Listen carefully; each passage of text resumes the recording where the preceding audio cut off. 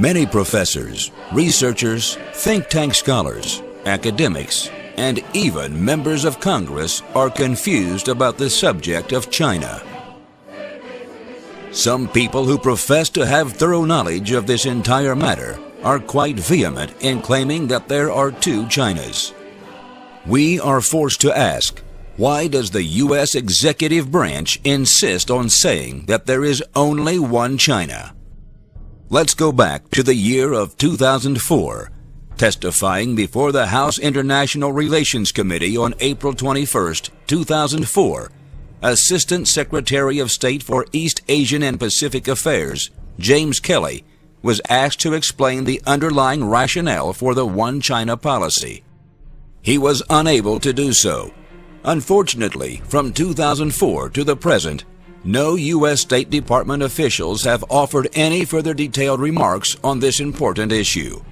This is very puzzling to many people. In fact, the U.S. executive branch's insistence on one China can only be explained by reference to a branch of international law, which is largely unknown to most civilians. That is, the laws of war and their subset, the laws of occupation. With no knowledge of this branch of law, most persons assume that the dispute over two Chinas arose due to the Chinese Civil War of the 1940s. However, this conceptualization of the subject is in error. More accurately, the Taiwan question must be understood as an issue left over from World War II in the Pacific. Looking back at the history of World War II, many of the so-called China experts seem to acquiesce to the idea that Chiang Kai-shek of the Republic of China could define the significance of the October 25, 1945 Japanese surrender ceremonies in Taiwan any way he wanted.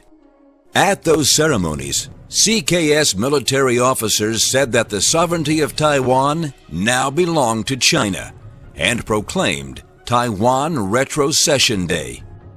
Under the laws of war, however, which include the Geneva Conventions, Hague Conventions, and other established international precedent, such an explanation is impossible.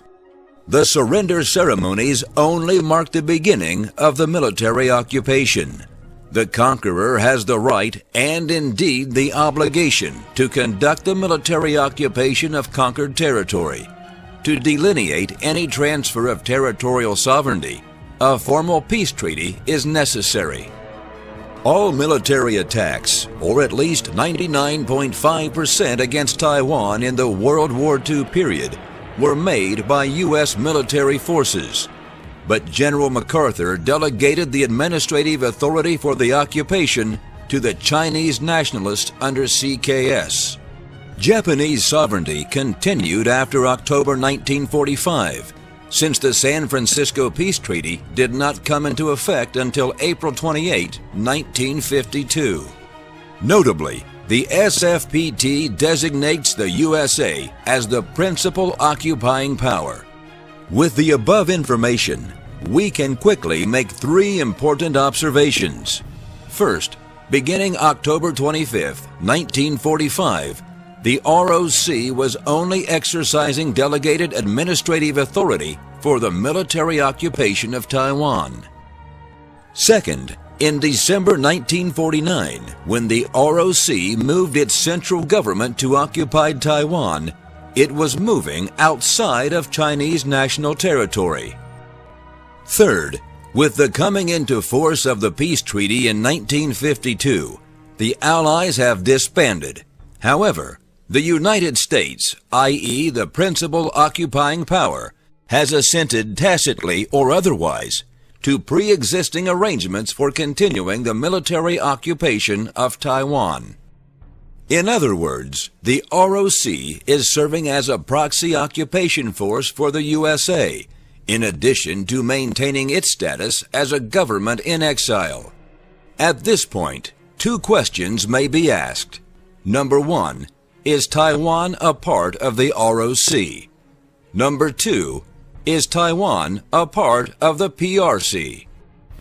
In fact, The U.S. executive branch has never recognized the forcible incorporation of Taiwan into the territory of the Republic of China or the People's Republic of China. Hence, the answer to these two questions should be very clear. Relevant documentation is as follows. Taiwan is not part of the ROC. In the case of Sheng versus Rogers, D.C. Circuit, October 6, 1959, quoting from official pronouncements of the Department of State, the judges held that the provisional capital of the Republic of China has been at Taipei, Taiwan since December 1949. That the government of the Republic of China exercises authority over the island. That the sovereignty of Formosa has not been transferred to China, and that Formosa is not a part of China as a country, at least not as yet, and not until and unless appropriate treaties are hereafter entered into. Formosa may be said to be a territory or an area occupied and administered by the government of the Republic of China, but it is not officially recognized as being a part of the Republic of China. Taiwan is not part of the PRC. In the Congressional Research Service report, China-Taiwan, Evolution of the One China Policy dated July 9, 2007, the following points were made. 1.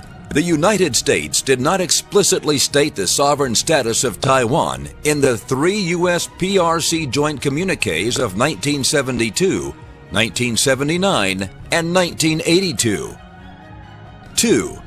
The United States acknowledged the One China position of both sides of the Taiwan Strait. 3.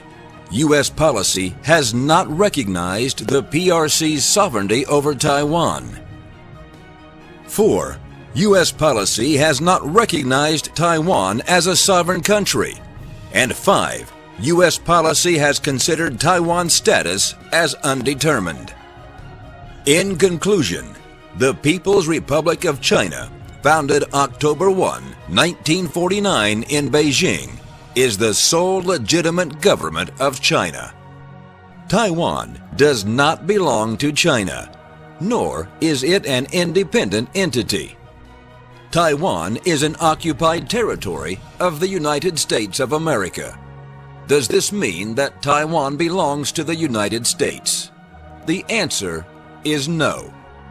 Taiwan's legal status is a type of quasi-USA trusteeship under military government within the U.S. insular law framework.